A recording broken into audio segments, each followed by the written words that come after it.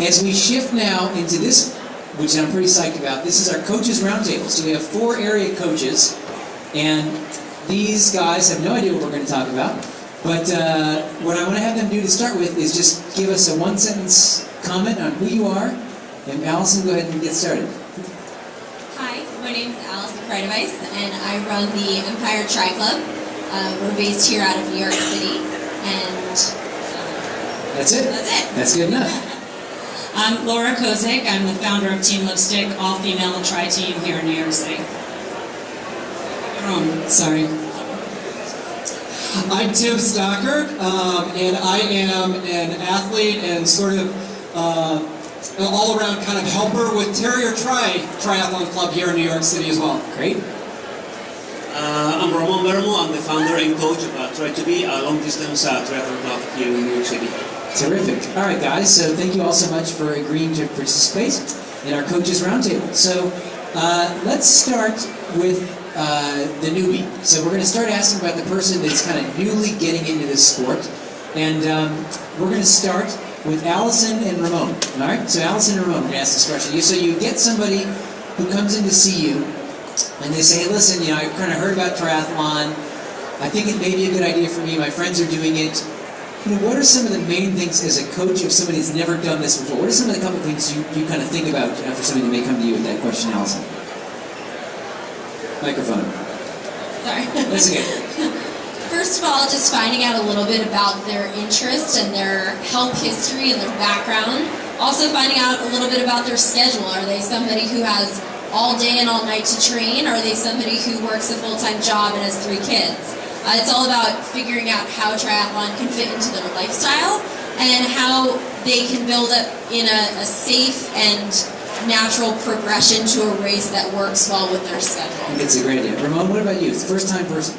About the same, you know, made them realize that it's, how much you bring is how much you get out. So about the commitment, how much they're willing to commit, and make sure that, you know, what goals they have to make them realize these are your goals, this is how much you have to commit to training.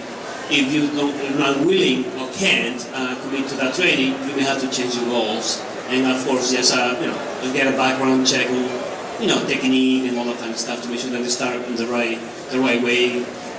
Invest the time on the basics, which is a basic phase of building, and then the technique. Laura. Yes, Jordan. Thank you. So, coaching women versus coaching men. So your team is basically a women's only tri-team. So you've been doing this for several years now, a while. Yes. What have you learned about coaching women different than coaching men? Is there a difference? Actually, it's a secret, so if all the men could leave the room just for a moment. No. You know, I've been in fitness since I'm 16 years old, and I teach group fitness classes, so I do work with men a lot. And we do co-ed training as far as our training camps are concerned, but our day-to-day training is just with the women. And it's a different dynamic, I think, when the men are not present. It's not competitive, and not only competitive with, you know, women's nature being less competitive than men's nature, but just, you know, there's not that cute guy that both girls like, and now we have to do our hair when we come to practice because, you know. But no, it's just a wonderful dynamic. I think the co-ed dynamic is also wonderful. I think having just the guys together probably would be amazing. When it's just the women, though, we get to let our hair down, and, you know, we have a lot of the same principles and goals and ways of training. Fair enough. So I got you. So the social part of that, I totally get. Let's give the mic to Tim here. Let me ask Tim. He gets the guy mic. Fine. So Tim gets the guy mic. So Tim, as somebody who works with both men and women on Terrier Tri, have you noticed a difference in terms of that same question of how you approach a male athlete and a female athlete, or is it all eyes on the same under the sun? What's your thought on that? Well, it's sort of interesting, like, you know, I get what Laura's kind of saying with, like, you know, the focus on just women, and I have, you know, we have a lot of relationships with Lipstick, and I've done a lot of things with them, but we really like to promote the whole aspect of men and women kind of working out together, and there's, you know, there is a lot of community and camaraderie that come with men and women exercising together and working out together. and learning some things from each other. So I don't necessarily notice specific differences, but it is creates a very fun environment to have a very diverse group of people in a club. Fair enough. Ramon, you talked before with me a couple years ago about the rule of twos, violating the rule of twos, kind of too much, too soon, too fast. So we have this beginning person that all of a sudden they're like, oh my God, my life has been like a void. I live in New York, I work all the time, and this is my purpose. Doing triathlon is my special purpose. I'm going to get into this. I'm going to get the gear, I'm going to get the wheels, I'm going to get the bike. This is like what I've meant to do with my life. So this is the person that all of a sudden ramps up their training like crazy, goes, as we say in Missouri, hog wild. How do you recognize that person right away, and how do you know if they're kind of violating the rules of twos? Too much, too soon, too fast? It's easy to recognize, and the best way to bring them down to earth is just to help them to fail. Giving that workout that you know is not going to be able to hold, and then you make them realize, you see, you do that, this happens. So it is very easy to recognize, but you have to tell them the why. Not just tell them you're doing too much, you're doing too soon, you're going too long. And you have to tell them, realize, and this is how the training works. You need to progressively build up. Go hard when you have to go hard. Go easy when you have to go easy. Allison, we're going to start with you down here at the end.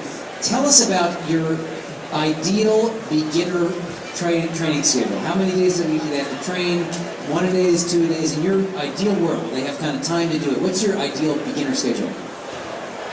The first thing that I want to really reiterate is rest days, and especially for beginners, especially for somebody who's new to the sport, taking at least 1 to 2 rest days per week which doesn't mean just a lighter workout day. It literally means you rest, or you do yoga, or you meditate, or you do something that's just relaxing and not impacting on your body. I would say focusing on your weaknesses and trying to do the most training in your weakest sport, especially if you're new to it. 2 to 3 sessions a week, and maybe 2 sessions of your 2 strongest sports.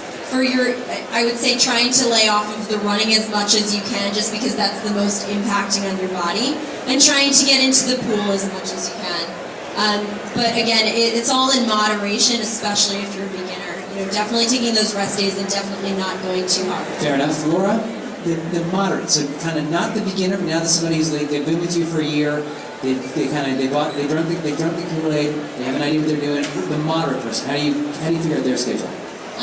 Well, I like rest days to be active recovery sometimes, so sometimes it does mean a light workout. I'm not sure that a run workout could ever be a light workout. That's a little bit harder on the body than a swim could be, or an easy spin class or something like that. But I like the active recovery days a little more than the sedentary days for the intermediate athletes. But yes, we train 6 days a week, and on that day off you're supposed to rest. I think most people rest, but it does get addicting, triathlon, because you do something different every day, so you don't get sick of it, and you don't get tired of it. You do it with a group of people you really love. So we do 6 days a week, and our days off are sometimes active recovery. Fair enough. Timmy, let's take it up a notch now to the Ironman group. So kind of the person who's done several races, they've kind of toying with the idea of Ironman. We have a whole session. By the way, at the end of the day today, our last session is all about the New York City Ironman. And at the end of the last session, to keep you suckers here, we're going to be giving away a free CompuTrainer, face value of $1,500, which I would like to win. Fatima, you may win. Did you enter for it? Did you register for it? Ah, sorry. So, Timmy, talk to us about the Ironman person, and how do you get their schedule? So, for the Ironman and everything, obviously it's going to take a lot of hours to train for an Ironman. So one of the things that we try to do is that we actually take a look at what your hours are during the week. Like how much time are you spending working? How much time are you, spending doing different things during the week? And it really helps us understand what hours you have available for training. And you do have to kind of make a commitment to carving out some time in the morning and sometimes in the evening to do a couple of workouts a day and to fit all that training in. So that's really important. But also with an Ironman, and certainly with all the other distances, and I'm sure my colleagues would agree, you're also starting to look a lot more at other things like nutrition. because you're out there on the bike or out there on the run or whatever doing this Ironman for 10 plus hours a day, up to 17 hours, and it's a long day, and you have to learn and understand a lot about what you need. So you're focusing on a lot of other aspects of the triathlon world, the mental aspects of just sitting on a bike for 5 hours. That can be very, very challenging. So learning how to do some of those things, and there are techniques that we teach people, and we do a lot of longer workouts with athletes. Yeah, that's important. Ramon, tell us about your secrets. So Ramon is a very motivational. If you ever wonder, is Ramon in Central Park, you never have to wonder because you just have to open your ears. You can even have your iPod on and you can hear Ramon through the loudest song you're playing. So you never wonder, Ramon is a motivator. So how do you keep people who want to do Ironman distance, how do you keep them motivated? I love to harass people. I'm getting older, I'm getting slower, so I get my speed through pushing other people around, and I don't even have to sweat a little bit. Part of to be successful in training is to enjoy it, and to take it seriously, but do have fun and smile while you're training. You should, for the Ironman, for the long distance, you should be able to go as hard and as fast as you can maintain a smile. You can smile, you're going too fast. You can, if somebody talks to you, you do the whole, you're not having fun, you're not a real triathlete. Okay, real triathletes have fun. We love the sport, we don't do it for the medal, we don't do it for anything else, but for self-accomplishment. That's my approach. I love to harass it too. I think because I walked by an athlete from one of the teams who's not up here on the panel the other morning in Central Park, and I was kind of riding around, and I was just early in the morning, and he was riding next to me, and I'm like, hey, some person and a kid, not one of these kids, and I said, hey, how you doing? And she was like all focused, and she's like, shit, and I'm like, dude, get over yourself, you're slow. All right, here is the last question for all you guys, and so think about this. I want all you to answer this.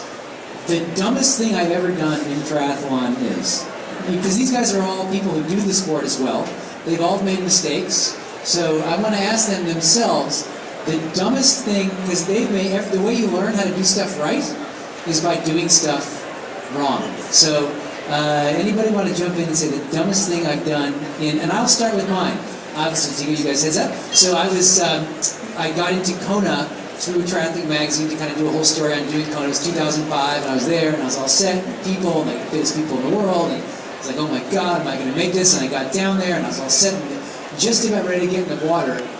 And I said, oh shit, I forgot my fuel, and all my stuff was in my refrigerator in my room, so I had to kind of jump out of the thing, run back up to the hotel, grab my stuff, throw my bottles in the transition. I barely made it for the swim start barely. I was like, that is one of the dumb mistakes I've made in triathlon. So with that, anybody else made any dumb mistakes, or just me?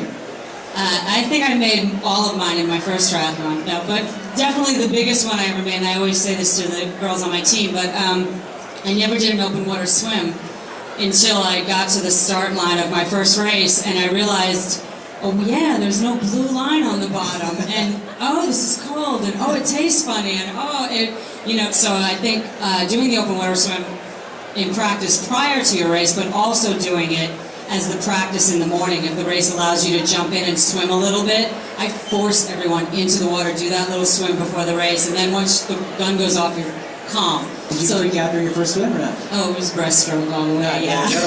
There was no blue line. I had to see where I was going. I coached myself, so I'm much better now. Who else? Anybody admit their mistakes? Tim? Never made a mistake? Make it big.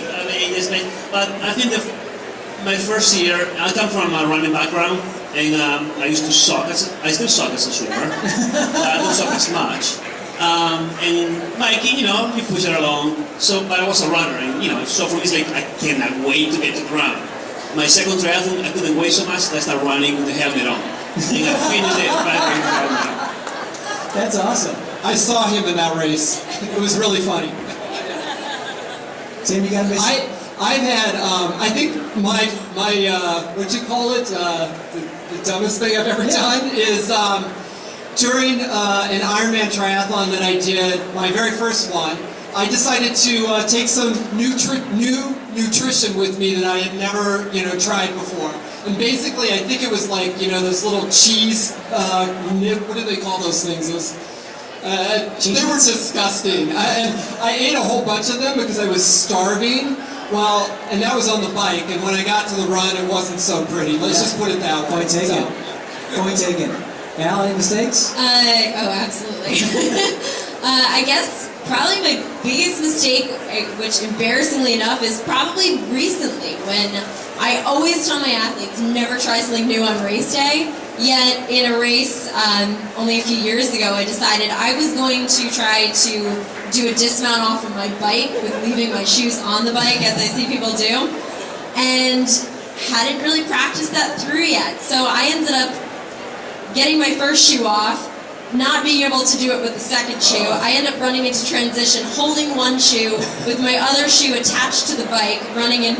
It was just a disaster. So anyways. Didn't wipe out then? Yeah. No, I didn't wipe out, but it was a near wipe out, and it was more embarrassing carrying one shoe running into transition than anything else. So, All great yeah. points. Coaches, thank you guys so much. Stay right there for 1 second.